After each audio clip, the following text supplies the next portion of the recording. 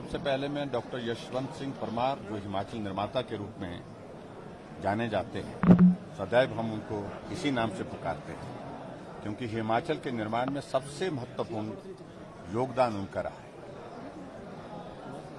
उनको जन्मदिन के अवसर पर सभी प्रदेशवासियों को बधाई देता हूं, परिवारजनों को भी देता हूं।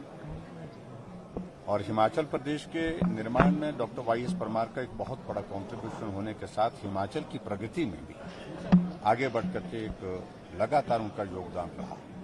और हिमाचल प्रदेश गठन के पश्चात हिमाचल प्रदेश पूर्ण राज्यत्व का दौर जो है वो उनके नेतृत्व में पूरा हुआ। और दूसरी बात, आज मुझे इस बात को लेकर के भी, जिन बातों को लेकर के उन्होंने अपने उस दौर में, शुरू के दौर में जब कठिनाइयां बहुत थी, हिमाचल प्रदेश में विकास करना सरल काम नहीं था, साधन बहुत कम थे, लेकिन उसके बावजूद उन्हें फोकस होकर के अपने काम को किया कि सड़कें अगर गांव में पहुंचेगी तो विकास स्वतः वहां पर पहुंचेगा। लोगों की पीठ का बोझ उतारना, ये हमारा पहले लक्ष्य रहना चाहिए। जब वो प्लानिंग कमीशन की बैठक में जब पूछा गया उनसे कि आप अपनी प्राथमिकता, क्योंकि आपका नया राज्य बना है तो नए राज्य की प्राथमिकताएं, 3 प्राथमिकताएं जिनके लिए केंद्र आपको सहयोग करे, मदद करे, ऐसी चीजों का जिक्र करें आप, तो उन्होंने एक ही बात कही कि हिमाचल के लिए मेरी प्राथमिकता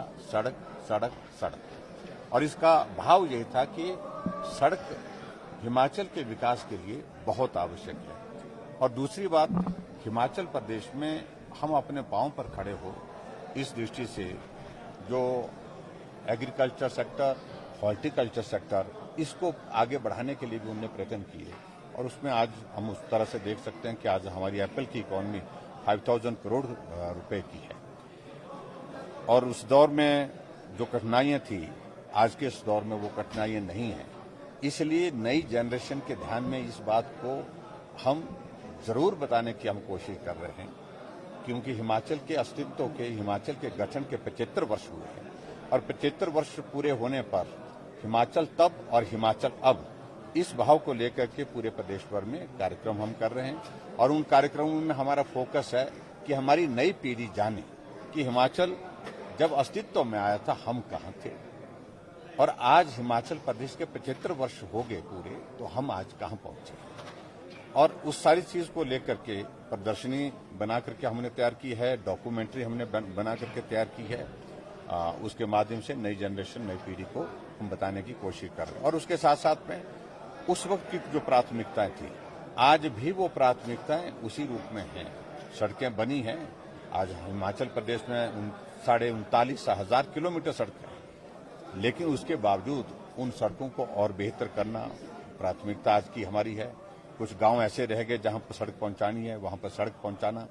तो इस दृष्टि से जो सारी चीजें आज के इस दौर में जो करने की हैं, उनको आगे बढ़ाएं। इस बात को लेकर के मैं जरूर कहना चाहूंगा कि हिमाचल प्रदेश ने प्रगति की है, लेकिन प्रगति के अभी तक बहुत सारे पैरामीटर जैसे हैं जहां पहुंचना भी बाकी है। सर, आपने संस्कृति की और भाषा की बात की कि नई पीढ़ी जो है वो भूलती जा रही है, तो इसे बरकरार रखने के लिए इस तरह के कार्यक्रम आए जाते हैं। देखिए, अपनी संस्कृति को भूल करके हमको आगे बढ़ना, ये मुझे लगता है कि ये उचित नहीं है।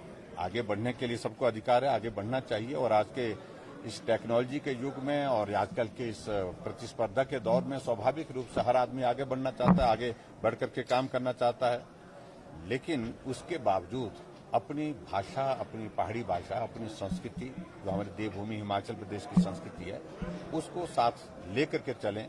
यही मेरा नई जनरेशन से सर, प्रदेश के 1.5 लाख युवा एसएमसी टीचर्स के लिए बनाई जाने वाली पॉलिसी का विरोध कर रहे हैं, और उन्होंने कहा कि अगर मुख्यमंत्री ये मांगे नहीं मानते तो धरना प्रदर्शन भी करेंगे। और तो सरकार, देखिए, ऐसा है कि अपनी अपनी बातें सब लोगों की होती हैं। नौजवान हमेशा इस बात के लिए प्रयत्न करते हैं कि रोजगार के उनके अवसर ज्यादा से ज्यादा उपलब्ध हों। सरकार की भी कोशिश रहती है, हर सरकार की कोशिश रहती है, लेकिन उसके बावजूद कुछ पक्ष में होंगे, कुछ विपक्ष में होंगे, तो सारी चीजें चलती रहेंगी।